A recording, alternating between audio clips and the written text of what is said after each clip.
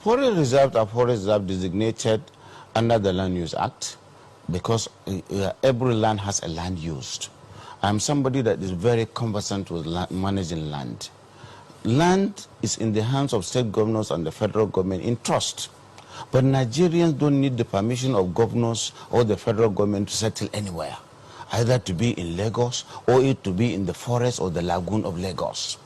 Every Nigerian is free to settle everywhere. You don't need a permission of the governor of Bauchi or the governor of Ondo to be in the forest of Bauchi or Ondo if you choose to live in the forest.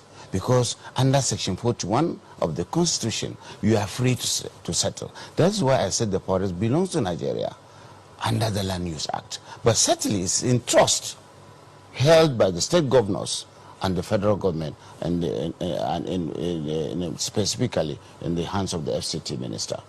Well, I don't mean to say that land cannot be controlled. Okay.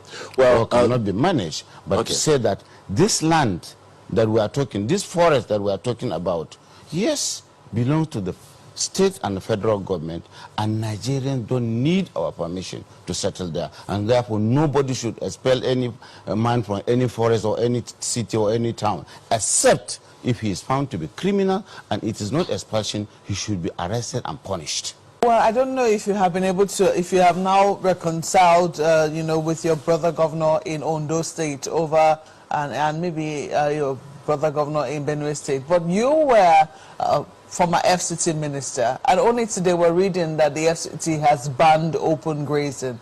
I don't know if you, on your way here, you saw cattle around the FCT, but they are becoming a common sight. Were they a headache for you too while you were minister? Going to my brother Autumn, I have no problem with him.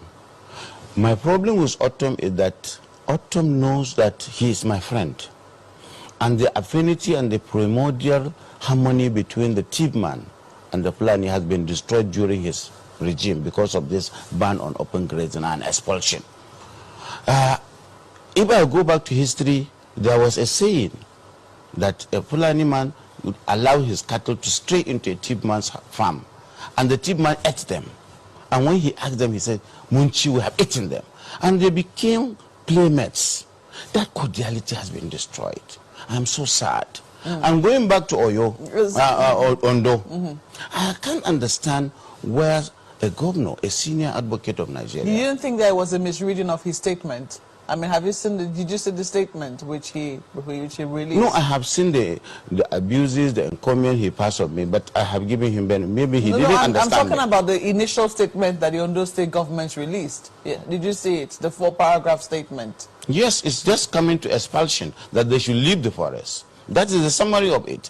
And he did not know that they have rights to stay in the forest. That's what I'm saying. Including forest reserves? Which forest reserves?